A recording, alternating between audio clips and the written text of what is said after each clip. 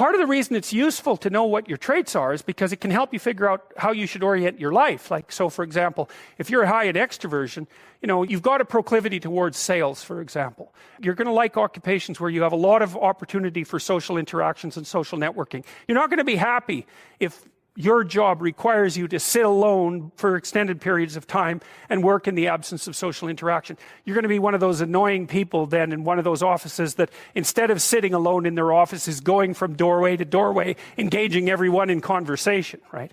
So, and you want to be in a position that capitalizes on your traits because it's really difficult to work contrary to your traits. The other thing that's worth thinking about too, we've got a hypothesis that we're still working out that's supported to some degree by the relevant literature. So imagine that you're looking for a stable partner, right? So you might think, well, what do you want in a stable partner? And at least in principle, one of the things you don't want is too much mismatch between you and that person on the 5 fundamental dimensions. So for example, if you're really extroverted and you have a really introverted partner, you're going to engage in continual conflict about how much social activity the two of you should subject yourself to.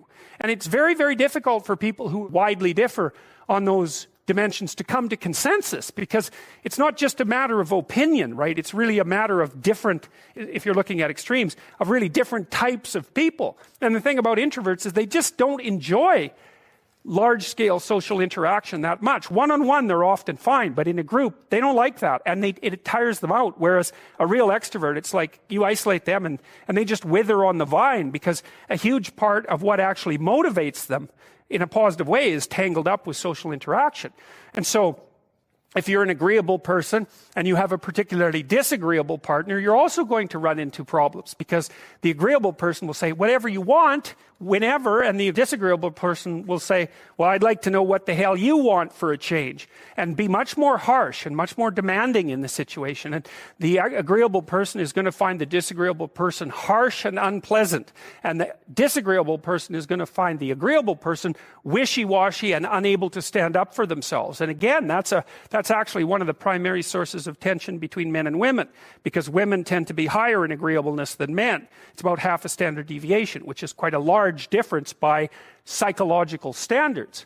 And so what that means, I probably haven't got the statistic quite right, but I think I've got it about right. What that means fundamentally, just so you have some sense of how large an effect that is that if you have a group of men and women and you pick out random pairs, the woman is going to be more agreeable than the man 60% of the time. So that's not an overwhelming proportion, but it's reliable, and it's quite large by psychological standards.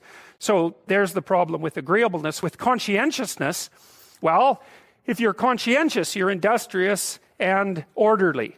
And orderly people seem to be sensitive to disgust, which is something we'll talk about in detail later. We've had a hard time specifying exactly what makes industrious people industrious, because it's hard to come up with an animal model for that sort of thing, and there's no theoretical model. But our latest idea is that, it's not my idea, it's actually the idea of my graduate student, Christine Brophy, is that industrious people find it unpleasant and unsettling to not be doing something. So it isn't so much that industriousness makes them happy or fills them with positive emotion. That would be more extroversion, right? Because extroversion is the positive emotion dimension. It's that industrious people can't stand sitting around doing nothing.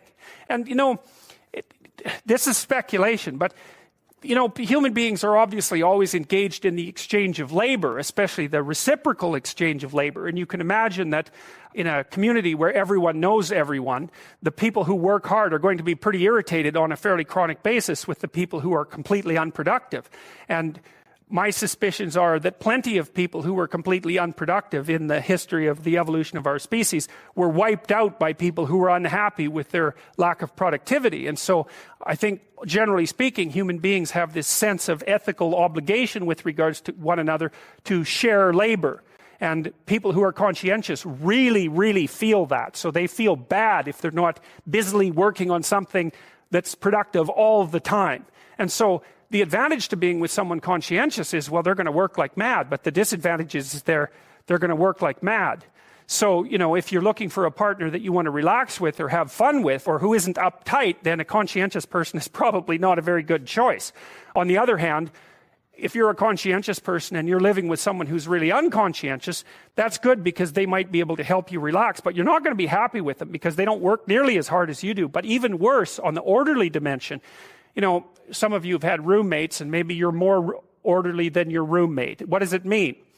It means you're annoyed by mess before they are. And you don't have to be annoyed by mess much before your less orderly roommate for you to be the one that's always running around picking things up. And so actually, one of the things that's emerged from the psychometric analysis is that women are slightly more orderly than men. And I suspect that has something to do with what would you call it, inequitable distribution of housework. Imagine that your proclivity is to be triggered by disorder 25 seconds before your partner's. Well, it doesn't take much difference for you to be the one that's always concerned about the mess first. Anyways, and so if you're a really orderly person and you live with a disorderly person, well, good luck getting along with them. They're going to regard you as like uptight and over concerned with details and, well, and unwilling to relax, that's for sure. And they're going to regard you as, well, just a bloody mess. And how can anyone possibly live with someone like you? And so another reason why it's useful to understand your personality is because I think it gives you a better crack at finding someone that you can actually live with over the long run. And I don't think you want to live with someone who's exactly like you, because then both of you have the same strengths and weaknesses. And there's a bit of a problem there, right? Because maybe an agreeable person can use a bit of a disagreeable person around them to balance each other out, and vice versa, right? So we don't understand the optimal balance for long-term thriving in a relationship, but I think we do understand the fact that if you're too different in your traits, where you're different is going to constitute a chronic source of conflict. Final rule. It's called pet a cat when you encounter one on the street. And it's the most personal chapter in the book. It's a lot about my daughter. And my daughter was very ill when she was a kid, but particularly when she was a teenager. She had a very terrible time of it. She had juvenile rheumatoid arthritis, and when she was between the ages of 14 and 16, it first destroyed her hip, which had to be replaced, and then it destroyed the ankle on her other leg, which had to be replaced. And she walked around for 2 years on broken legs, and she was taking massive doses of opiates and could hardly stay awake. And she had this advanced autoimmune disease, which produced all sorts of other symptoms that were just as bad as the joint degeneration, but which are harder to describe. And so it's just bloody brutal. You know, and as a test of your faith, there's almost nothing that's more direct than a serious illness inflicted upon an innocent child, right? And so the chapter's a meditation on that, and also on, well, what to do in a situation like that, because everyone is going to have a situation like that in some sense, you know, because you'll be faced with illness in the people that you love and in crisis. And so it's a practical guide to coping with those sorts of things. And one of the things you do when you're overwhelmed by crisis is you shorten your time frame. You know, it's like you can't think about next month. Maybe you can't even bloody well think about next week, or maybe not even tomorrow. You know, because now is just so overwhelming that that's all there is. It's like, and that's what you do. You cut your time frame back until you can cope with it. And if it's not the next week that you see how to get through, then it's the next day. And if it's not the next day, then it's the next hour. And if it's not the next hour, then it's the next minute. And you know, people are very, very, very, very tough. And it turns out that if you face things that you can put up with a lot more than you think you can put up with, and you can do it without becoming corrupted. And she did recover quite fully, and much as a consequence of her own machinations, because she figured out what was wrong with her and then took the necessary steps to fix it, which is nothing short of a bloody miracle as far as I'm concerned. And anyways, part of the cat bit is I actually start by talking about our dog, who actually died about a year ago, but he's still alive in the book. You know, I let people know, because dog lovers love dogs, and if you love cats, then they think you don't like dogs, and then they think they don't like you. So I also point out at the beginning of the chapter that, you know, if you want to pet a dog on the street, that's okay too, so you don't have to get up in arms about it. But the idea is that, you know, you have to be alert when you're suffering. You have to be alert to the beauty in life, the unexpected beauty in life. And that's kind of what I was trying to get across with the idea of the cat. There's this cat that lives across the street from us called Ginger, and Ginger's a Siamese cat. And cats really aren't domesticated, technically speaking. They're still wild animals, but they kind of like people. God only knows why, but they do, And so Ginger will come wandering over, and our dog looks at her, but they're friends, and she rolls over on his back, and Seiko used to, nose her a bit. And then she'd kind of mosey over and let you pet her if she was feeling like it that day. And, you have to look for that little bit of sparkling crystal in the darkness when things are bad. You have to look and see where things are still beautiful and where there's still something that's sustaining. And, you narrow your time frame and you be grateful for what you have, and that can get you through some very dark times. And maybe even successfully if you're lucky. But even if unsuccessfully, then maybe it's only tragic and not absolute hell. And you can do that, in the worst situation. You can make it only tragic and not hell. And there's a big gap between tragedy and hell. There's nothing worse at a deathbed than to see the people there fighting. The death is bad enough, but you can take that, as terrible as it is, and make it into something that's absolutely unbearable. And maybe I think, and this is sort of what I closed the book with, is this idea is that if we didn't all attempt to make terrible things even worse than they are, then maybe we could tolerate the terrible things that we have to put up with in order to exist. And maybe we could make the world into a better place, And it's what we should be doing and what we could be doing because we don't have anything better to do. And that's what the book is about. And that's the end of 12 Rules for Life. Thank you.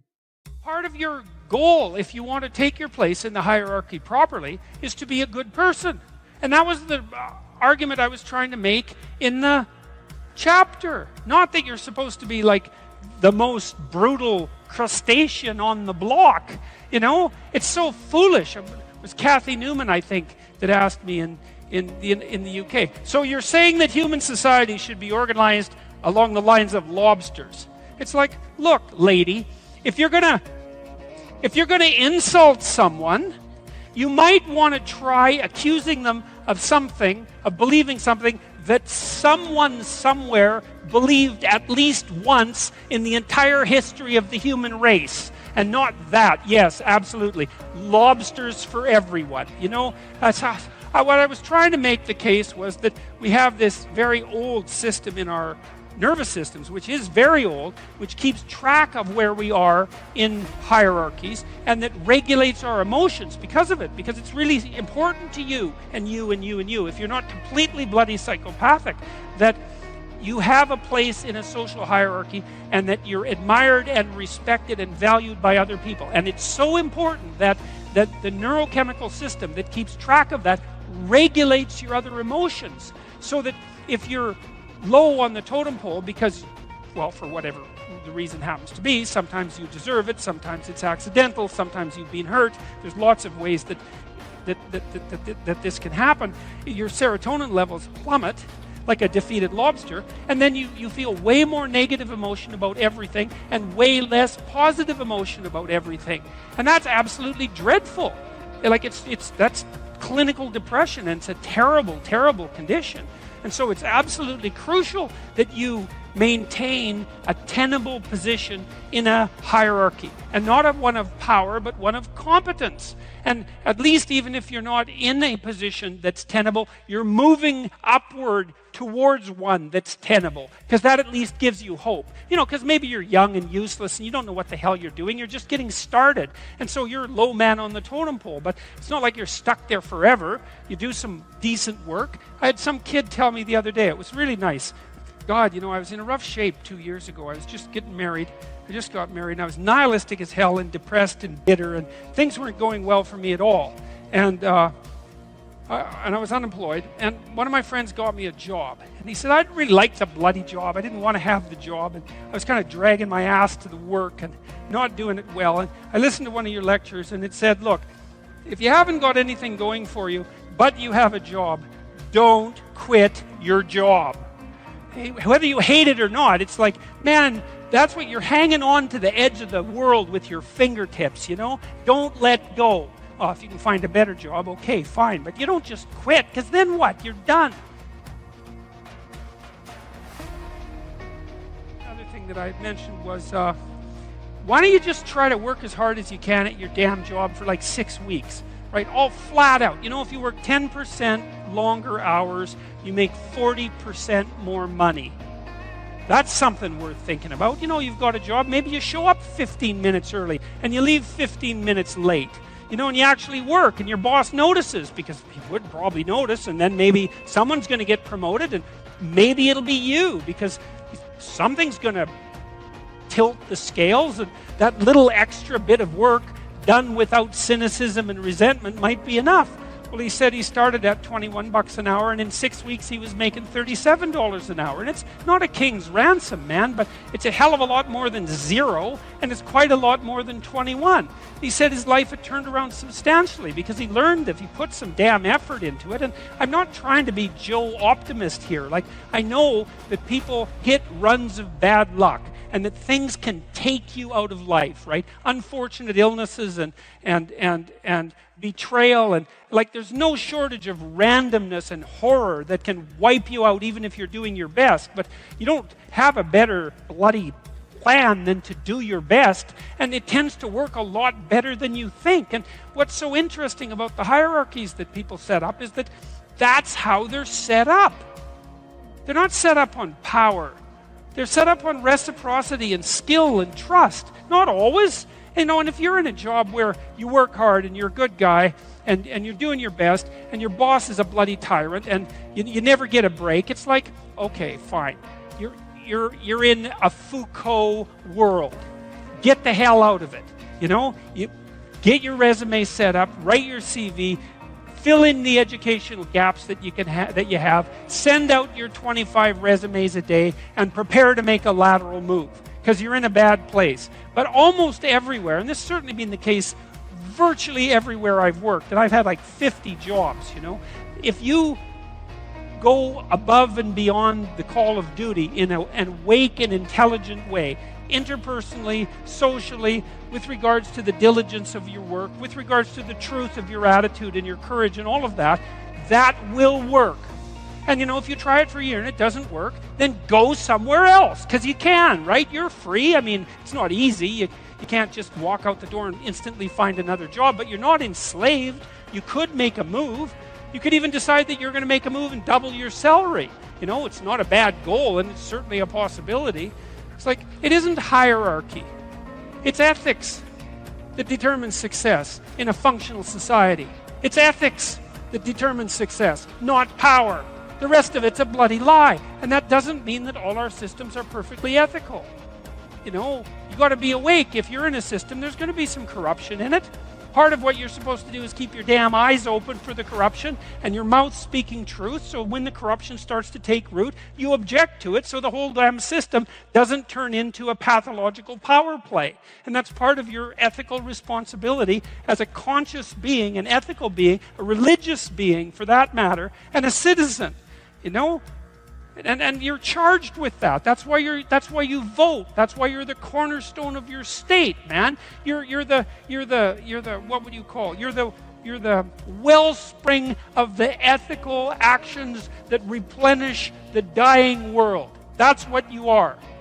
And if you act, that's what you are. And if you act that out properly, then things work. And that's why that's always been described as ethical behavior. It's not because you're supposed to be good, you know, and being good isn't that easy anyways. And it certainly doesn't mean being nice and harmless. It's not an easy thing to be good. You have to be tough as a damn boot to be good, because you have to stand your ground when you need to stand your ground, and you have to be able to say no when it's time to say no, and you have to mean it. And so then you have to think and plan strategically so that when you're going to say no, you can mean it and it will stick. You know, and that takes a certain amount of integrated malevolence, I would say. And once it's integrated, it's not malevolence, it's strength. It's strength of character. It's the ability to stand your ground. And you have to cultivate that. And you cultivate that at least in part by telling the truth. And so you take your place in the world as a decent person and as a decent citizen, and you play the hierarchical game properly. And that is to stand up straight with your shoulders back. It's like the world's an onslaught. You've got the tyranny of culture to deal with. You've got the catastrophe of nature. You've got your own damn malevolence and ignorance, right? All coming at you. Plus the incredible, complicated indeterminate potential of the future. That's all coming at you, and it's all your responsibility, and you can cringe away from it and be afraid of it and be victimized by it and be bitter and cynical about it. And no wonder, because it can be painful. Or you can turn around and you can say, man, bring it on, because there's more to me than there is to the catastrophe.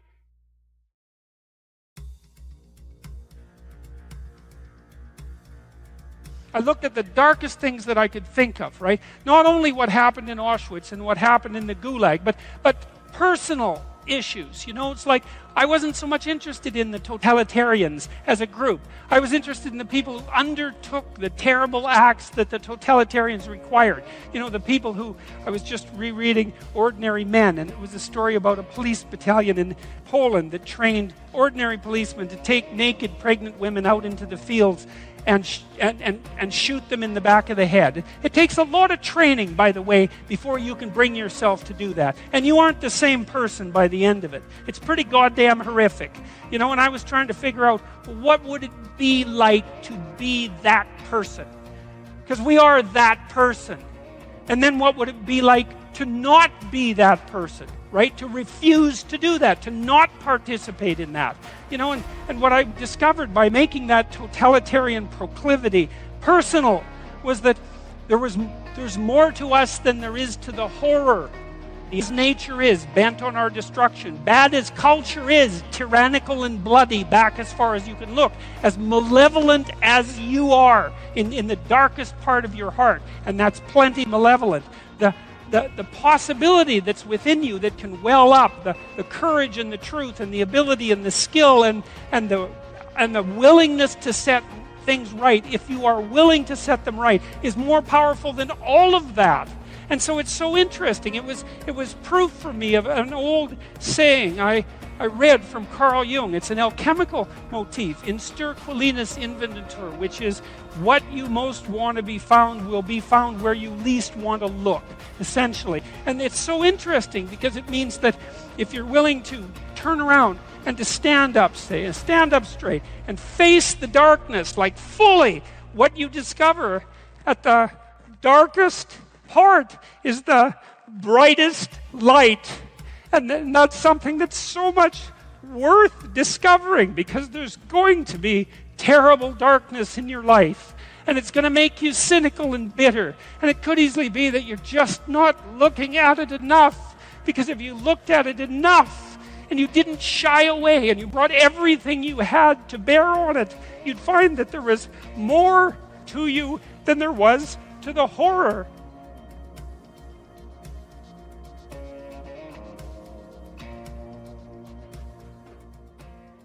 Question to some degree is, how do you help someone that's lost? And the answer to that is, if they aren't willing to not be lost, you cannot help them. And I would also say that as a clinician.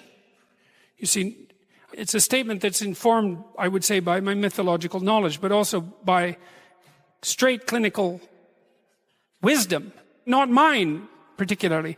I mean, one of the things that Carl Rogers pointed out was that there were necessary preconditions for entering into a therapeutic relationship. And that would be really any relationship where the mutual flourishing of the two people involved was the paramount goal. And one of the preconditions was that both people had to want that to happen. And Rogers believed he didn't know how to get the horse to drink once you had brought it to the water. And I've thought about that a lot, because when people are really lost, sometimes they're so lost that they can't be found. And I think the only thing that you can do in a situation like that is get your life together and manifest the reality of an alternative mode of being. That's what you've got. And so that's the only way I know of to solve an intractable problem. There's a statement in the New Testament that's really vicious. In fact, there's a number of them, but this is a particularly vicious one. And that is, don't cast pearls before swine. And what that means is, if you're trying to help and it doesn't work, then stop helping. It's not helping, right? It may be just wasting your time. It might be making things worse. You know, if you're offering something and it's not taken, then perhaps you should be offering it somewhere else. And sometimes if you offer a hand and the person won't take it, you have to stop offering the hand. And then what you do is you go off and you have your life. And sometimes that means in people's lives, for example, that they have to leave their family members behind. There's a scene in the New Testament, this is another very harsh scene, where Christ is walking down the road with his disciples. I hope I've got this story right, but I've got it essentially right. And his mother calls to him and says, I believe that he's supposed to come back to the home because his uncle has died and that there's going to be a funeral. And he turns to his mother and says something like, let the dead bury their dead. I'm about my Father's business. It's something like that. And you read that and you think, that should have been edited out. No, but it shouldn't have been edited out because it's exactly right. Because sometimes the thing you do is walk away because there's no other solution. And if you are trapped in pathological relationships and you see no way out of them, if someone who is sinking has their hands around your neck and is pulling you down, you're not obligated to drown with them. You know, there's a rule too if you're a lifeguard. Some of you have had lifeguard training. How do you approach someone who's drowning and panicking in the water? Feet out, right, like this. It's like, I'll save you, but that doesn't mean you get to drown me while I'm doing it. And if it's you drown or both of us drown, it's you drown. And that's wisdom. That's not cruelty, right? So, yeah, first acted out, then represented in ritual. Those would be the rituals of sacrifice. Then laid out in story, then turned into a psychological phenomena so that now we're capable of making sacrifices in abstraction, right? To conceptualize a future that we want, to let go of the things that are stopping us from moving forward, and to free ourselves from the chains of our original preconceptions. And that's laid out in these old stories as the optimal pathway of being. And there's a philosopher of science named Karl Popper, a very sensible and down-to-earth person, who was talking about thinking and its nature, and he was thought about thinking in a Darwinian fashion. He said, the purpose of thinking is to let your thoughts die instead of you. It's a brilliant notion. And so the idea is something like, you can conjure up a representation of yourself. You can conjure up a variety of potential representations of yourself in the future. You can lay out how those future representations of yourself are likely to prevail or fail. You can cull the potential yous in the future that will fail, and then you can embody the ones that will succeed.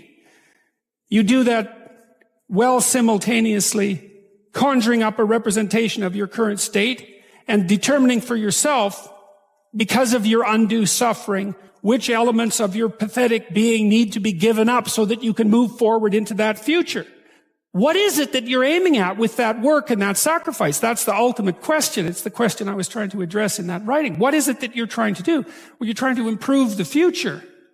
We believe that the future can be improved. We believe that it can be improved as a consequence of our sacrificial work. And so, once again, what are the limitations? What are the limits to that? What are the necessary limits to that? I would say we don't know. I would say as well that that's actually something that the entire corpus of biblical stories is trying desperately to articulate, to figure out and articulate, right? We conjured up this remarkable idea. The future exists. We can see it even though it's only potential. We can adjust our behavior in the present in order to maximize our probability of success in the future. How best to do that? Well, the idea is something like, don't hesitate to offer the ultimate sacrifice if you want the future to turn out ultimately well. Now, obviously, that idea is clothed in metaphysical speculation and religious imagery, but it still remains an intensely practical issue, right? What is it that you could contract for, let's say, if you were willing to give up everything about you that's weak and unworthy?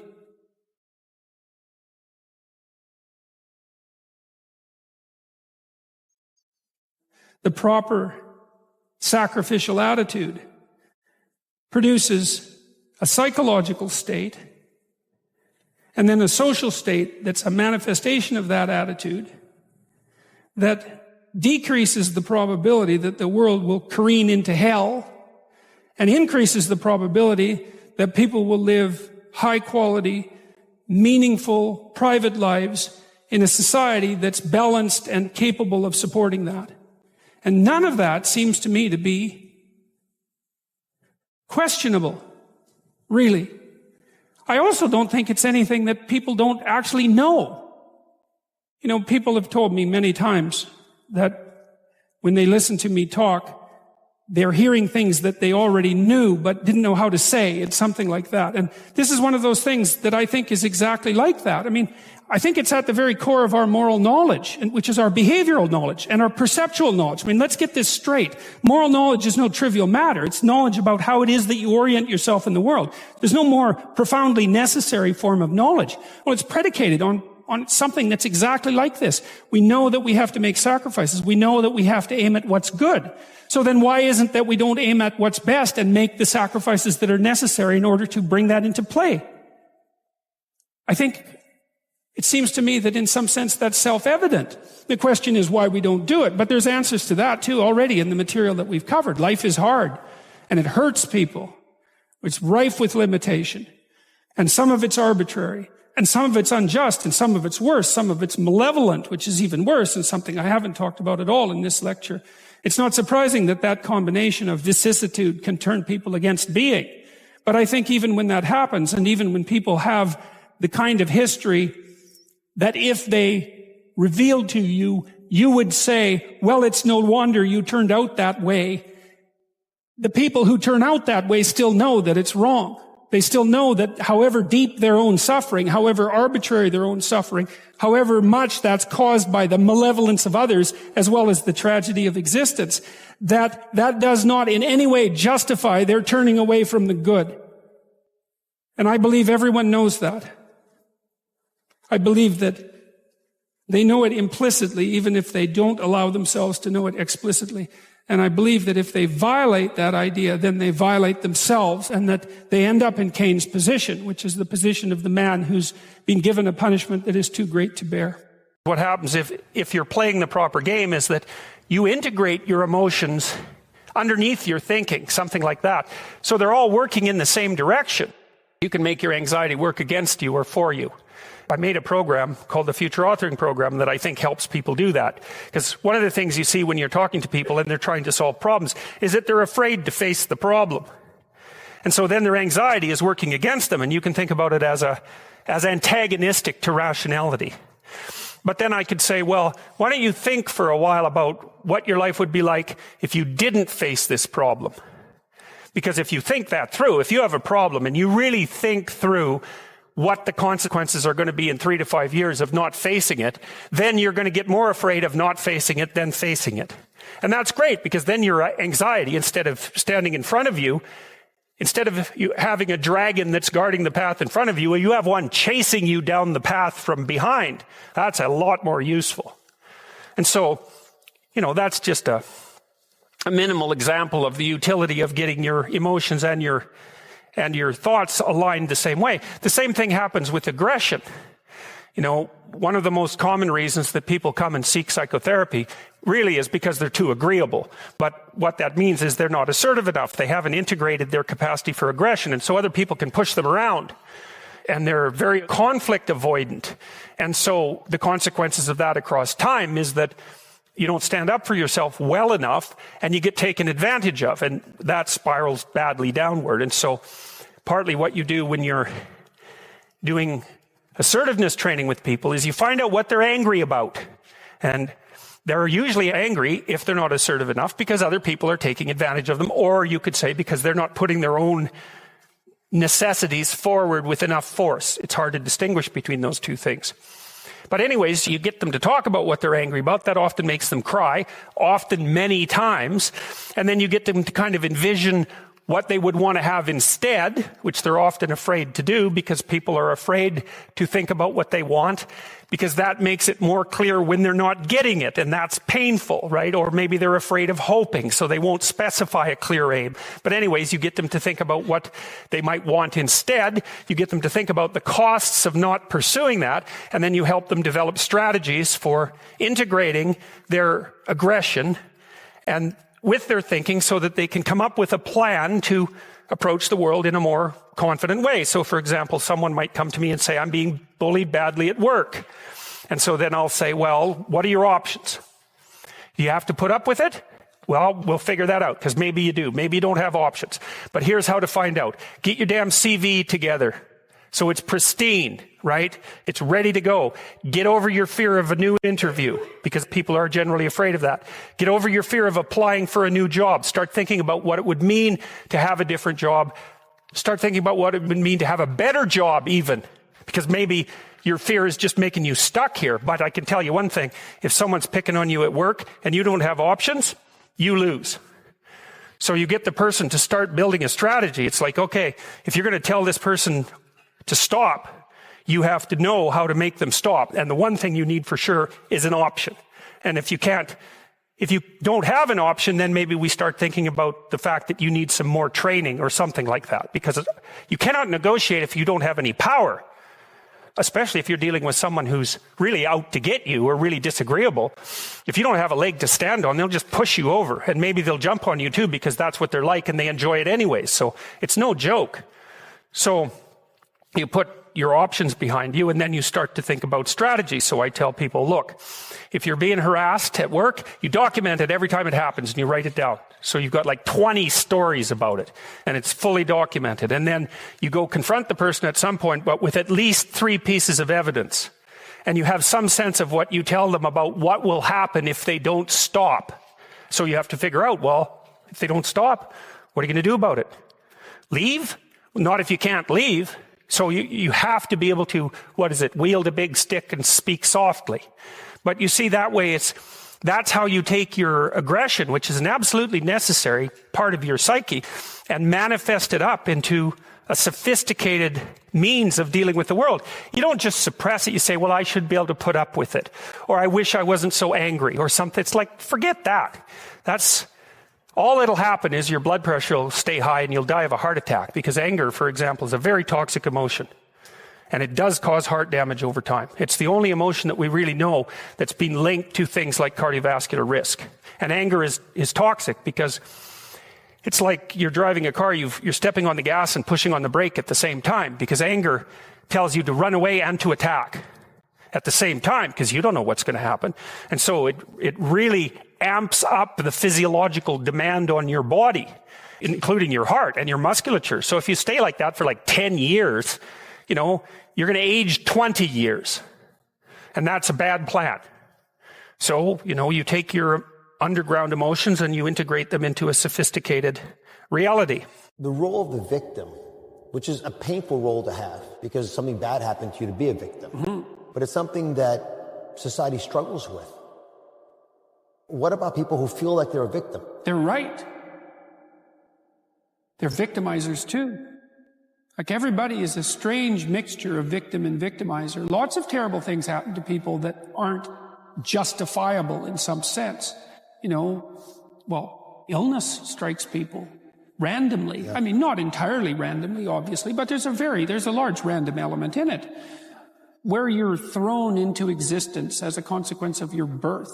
That's existentialists, especially in the 1950s, talked about that all the time. They talked about it as thrownness, that you're sort of thrown into reality with your particular set of predispositions and weaknesses. And then there's going to be times in your life where things twist in a manner that's unfair to you, that you're not getting your just desserts.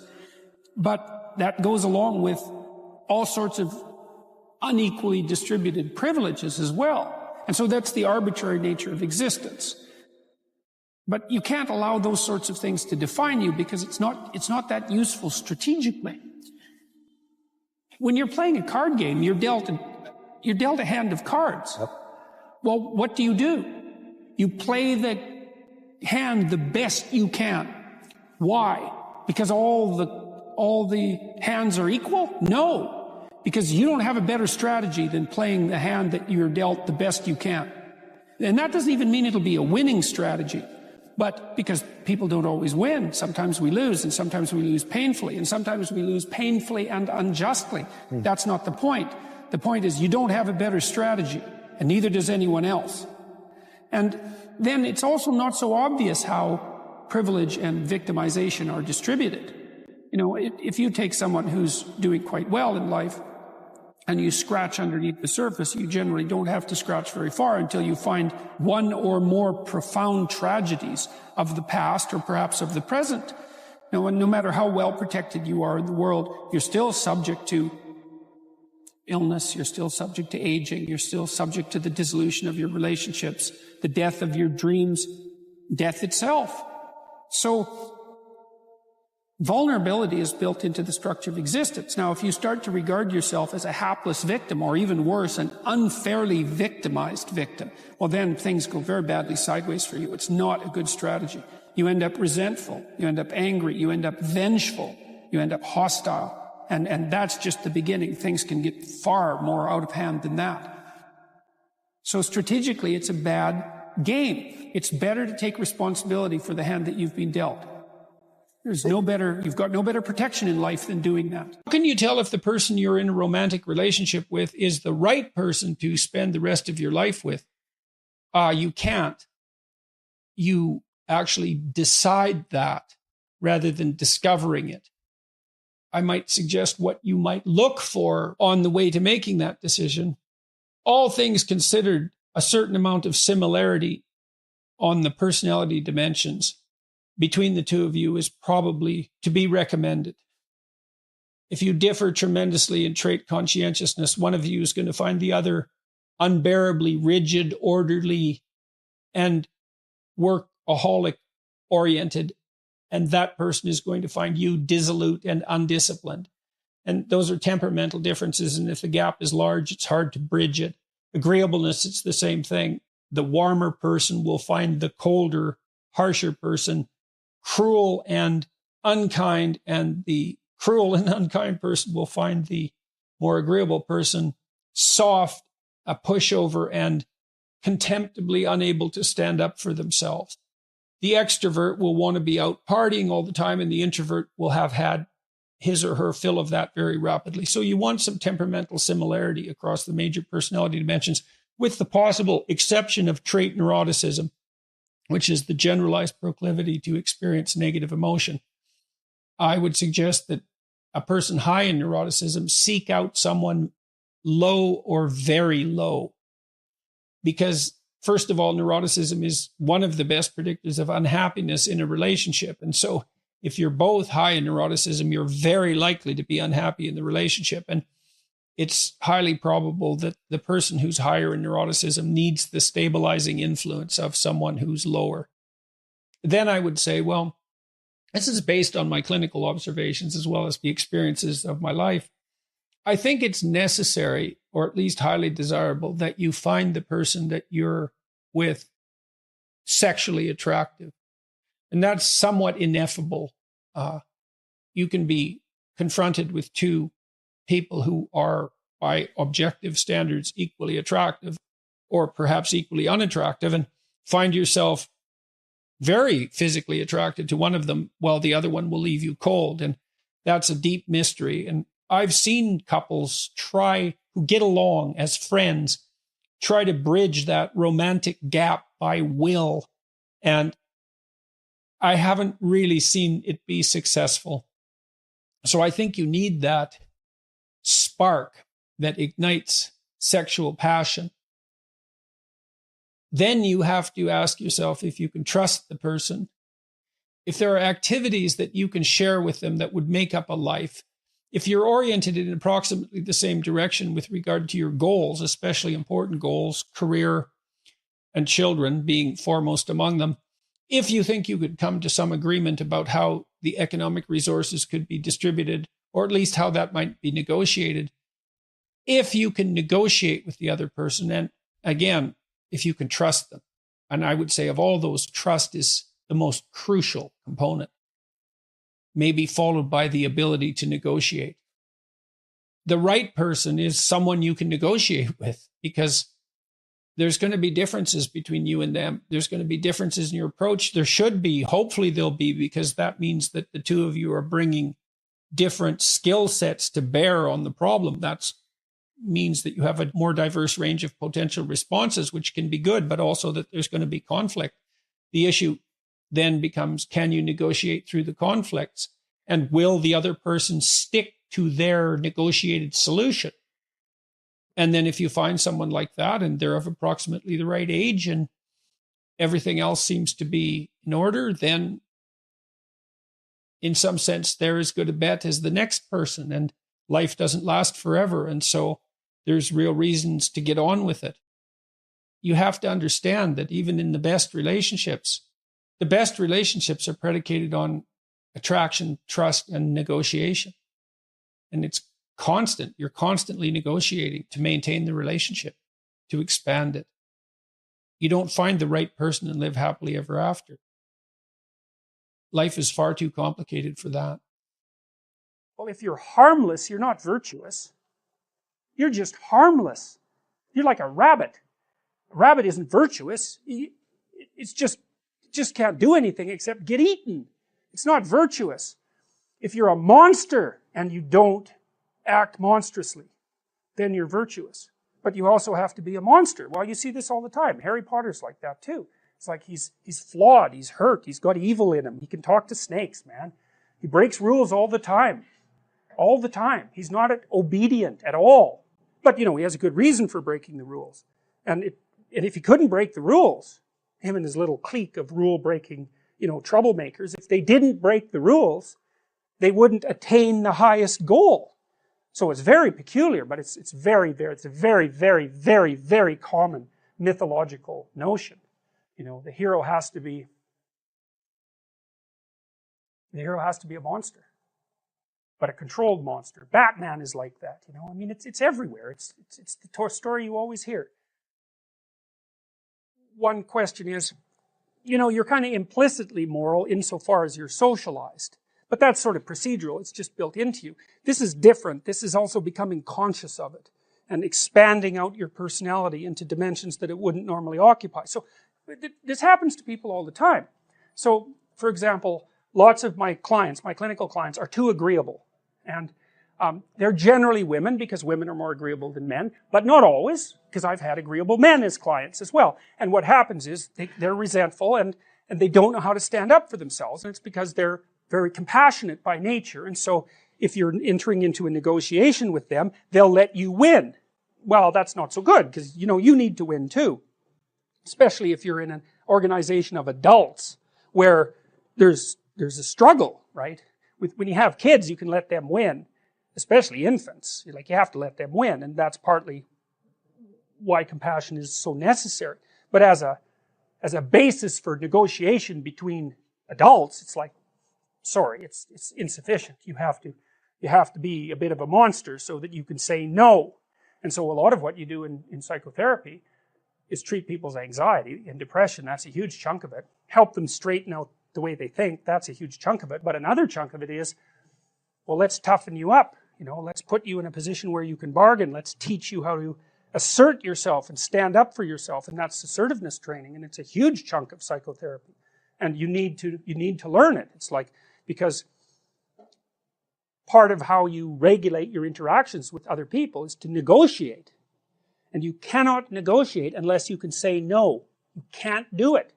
And it causes conflict to say no. And if you don't like conflict, which is basically the definition of being agreeable, then you can't tolerate the conflict. And so then you can't negotiate on your own behalf. And so then you keep losing and you're bullied, and it's not good. Then you get resentful, and it's really not good. So you have to develop your inner monster a little bit. And then that makes you a better person, not a worse person. It isn't so straightforward to determine what our place is in the world. And the thing that really got me with regards to that wasn't the good that we could do, but the harm that we can do. Because you can debate about the good we can do, but you cannot debate about the harm we can do. That's done. We know, if we want to know. And I think my experience was, when I took that seriously, which meant understanding how that was about me, about...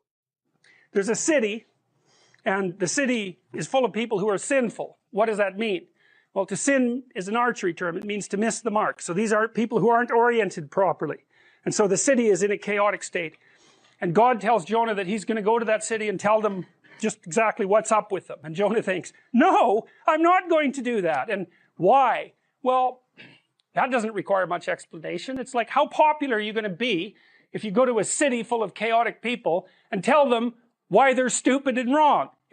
Jonah thinks, no, I'm not going to do that. I don't care if God's telling me to do it. So his conscience is telling him to do it, or his destiny is telling him to do it, or his orientation with higher morality is telling him to do it. You can read it any way you want. And so he thinks, no, I'm hopping on this boat and I'm getting as far away from that city as I possibly can. And so he does that, and then the storm comes up because God thinks, no, you're not getting away. If I told you to do something, you're not getting away from it. A storm comes up. Well, what does that mean? Well, it's easy.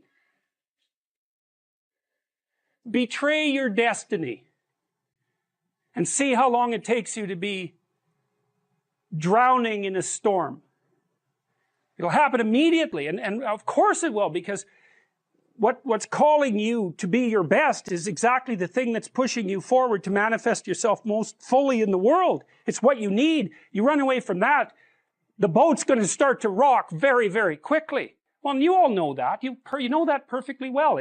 It's hell, all you have to do is not study for an exam that you know that's coming up to see everything the storm waters start to rise and everything start to rock. It's pretty bloody obvious. So anyways, he's on this boat and there's a storm, and all of the people on the boat who can't quite discriminate chaos from weather because they haven't differentiated the world to that degree think, oh, the boat wouldn't be about to be swamped if some of us hadn't done something stupid and wrong. And there's logic in that. You know, you might think, well, God has nothing personal against you because of the storm, so you're confusing levels of analysis. But you got to give these people some credit. It's like, maybe they did do something stupid. Maybe they didn't caulk the damn boat properly. Maybe the ropes aren't in as good a shape as they might be. Maybe they weren't paying attention to the weather when they went out on the ocean, you know? Or maybe they haven't made peace with their brother, and so their hearts are bent, twisted out of shape, so they don't make particularly good sailors. It's like the idea that you encounter a storm because you're stupid and wrong is a really good idea, even though it's not of infinite applicability. Anyways, they draw lots. It's a primitive thing to do. It's like, well, it's someone's fault. We don't know who. We're going to throw someone overboard, the worst sinner. Obviously, that's what God wants, some kind of sacrifice. So they all draw lots, and someone loses. And then Jonah stands up and says, well, sorry guys, like I know that I've got a problem with God at the moment, so it's probably me. You better throw me over. And they don't really want to, but he finally convinces them. Over he goes. And the storm settles. Well, you know, sometimes if you're in a group of people in an organization, there is someone in the organization whose head isn't screwed on exactly straight. And they know exactly why it is and what they've done wrong and what puts them in that position. And they are poisoning the entire enterprise. And if you throw them overboard, or better, if they agree voluntarily to leave, then the storm will abate and everything will be okay. So anyways, they throw Jonah overboard, and a whale comes up and swallows him and takes him down to the bottom of the ocean. Well, we already know what that means because we watched Pinocchio. It's like when God abandons you because you've abandoned your destiny, and the storms come up, the probability that you're going to be taken down to the depths is extraordinarily high, and that happens in people's lives all the time. Well, so down there, Jonah repents. Well, what do you do when you're in the underworld? Well, you've been there before when things fall apart on you. Your friends have abandoned you. You're not as popular as you could be. You can't stand to look at yourself in the mirror. Into the underworld you go, and you think, geez, I've done a lot of things wrong. You know, maybe I should reconcile myself with the world and I could get out of this. Well, so that's what Jonah does. He thinks, all right, I've got this destiny. I better go do what God says. So the whale spits him out onto the beach, and off he goes to the city to tell them what's wrong. Well, that's what that represents. That's these symbols, you know. It's so cool. This second one, I really like it. It's so interesting because you see Jonah re-emerging from the whale, and he's got a halo around his head. You say, well, what's a halo? Well, have you ever looked at a quarter? Well, think about a quarter. A quarter's the moon. And who's on the quarter? The queen. The queen is surrounded by the halo of the moon. The queen's queen of the night. Gold coin, that's the king's head on the sun. That's the halo. Well, what comes out of the belly of the fish? It's the illuminated human being. It's the spirit of the illuminated human being. That's what that means. Well, what does that mean? Well, what else would come out of chaos? You know, if you fall apart and then you put yourself back together, what is it that comes back out? Well, at least you're in better shape than you were before, you know, and then maybe you do that 20 times in your life or 50 times, and you do it voluntarily. Every time you do it, you're more like the thing with the halo and less like the thing that's, you know, being thrown overboard by your friends.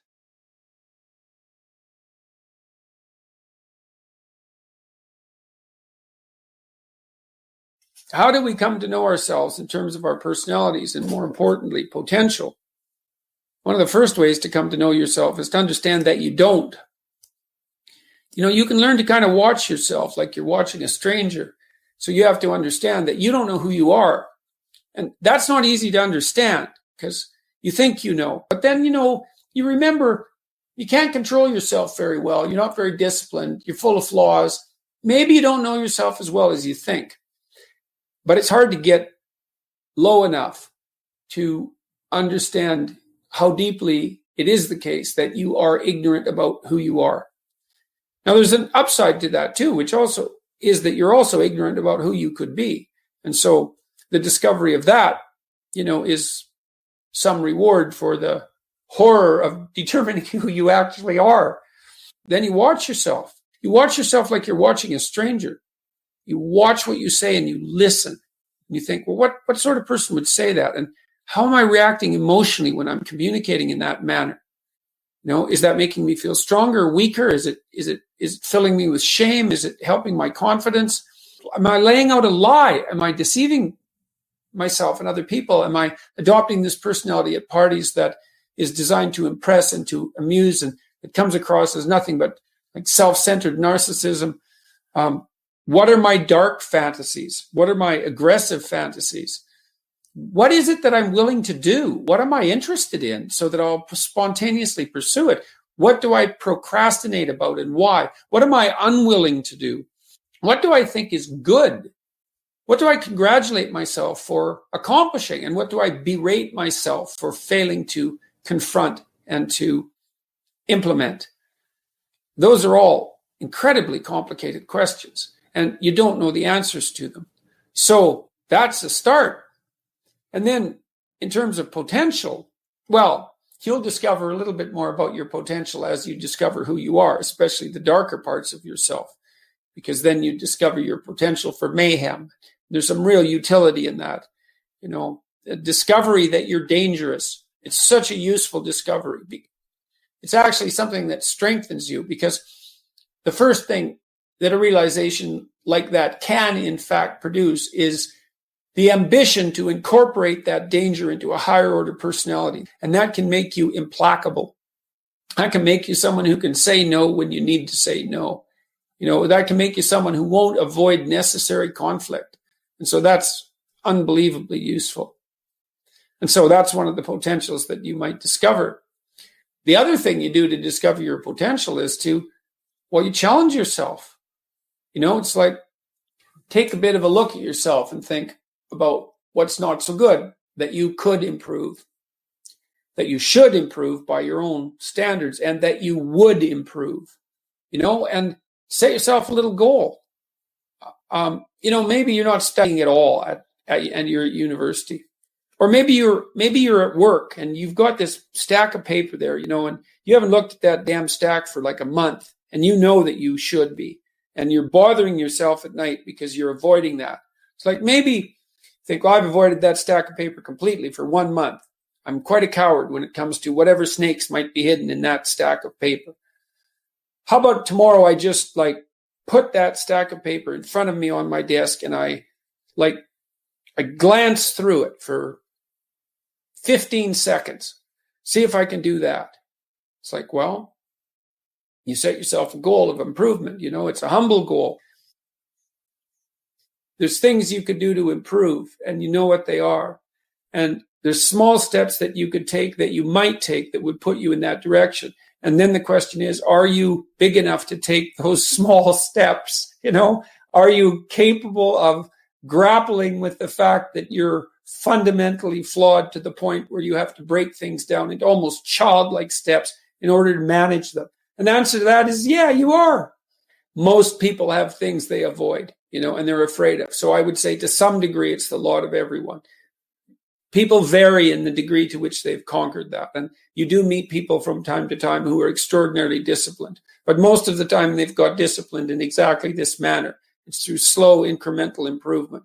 And then you challenge yourself. It's like, well, could I do this? That would be better. And then you find out. And then you think, well, is there something slightly larger and more challenging that I could do that would be better? And you try it and you find out. And as you try it and you find out, generally you get better at it and you can take on larger and larger challenges. You take responsibility for yourself. That's part of standing up straight with your shoulders back. It's like, take on the world, man, but only at the level that you can manage. When you're ignorant and biased and deeply flawed and immature, it's where everyone starts.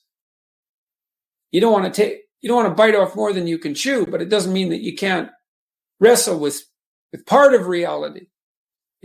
Some part that's small enough so that you have a good shot at victory. And then you attain victory over some small part of the chaos. And then you're the person who's victorious over chaos. You're just a beginner, but that's who you are. And then maybe you can get unbelievably good at that. And you do that by challenging yourself humbly at the level that you're able to function. It's easier to understand if you think about a child that you're trying to rear properly and you want to make that child, help that child reveal their highest potential, whatever that is, whatever that means.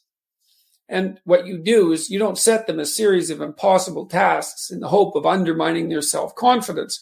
You form a relationship with them that is predicated on your interest in their highest mode of being. And then you offer them challenges that are precisely optimized to their ability, right? So they can do them, but they have to stretch. The two elements of their ability would be what they can do and how much they're capable of transforming what they can do. And an optimal challenge stretches you to the end of what you can do and then into the domain of how you can transform. You have to be humble and wise enough to understand that you might have to aim pretty damn low, especially in those places where you're not functioning well. And it might be so embarrassing that you can't bring yourself to fathom that that's actually who you are. You need the loss of that arrogant ego because it's precisely what's interfering with your movement forward. It's part of the adversarial process, mythologically speaking, that stops moral progress. You're too proud of who you think you are to notice what you're like so that you could change properly. You don't want to sacrifice that part of yourself. It's probably associated with some delusion that helps you maintain a positive, although very fragile self-image, in the absence of genuine effort. It's not to be recommended. So you know yourself by watching and paying attention. It's not thinking exactly. It's not imagination. It's watching like you're a snake. Because a snake watches like cold-bloodedly with no emotional reaction just to see what's there. It doesn't allow what is wanted or desired to interfere with what is observed. So you watch yourself like that, as if you don't know who you are. Well, that's the beginning. And then you challenge yourself continually to see how far past yesterday you can push today and tomorrow, and to continually experiment with expanding the domains not only of your competence, but of your ability to increase that competence. The upper limit to that is proportional to the moral effort that you put into it. The more that's guided by the highest of all possible visions, right? The alliance with the highest of all possible conceivable good.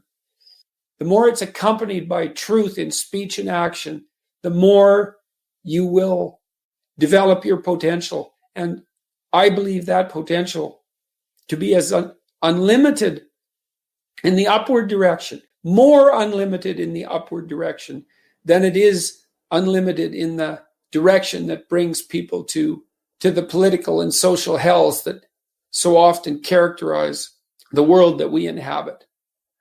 And so you also, I suppose, have to be willing to undertake that as an adventure, because it's a hell of a thing to bear that kind of responsibility.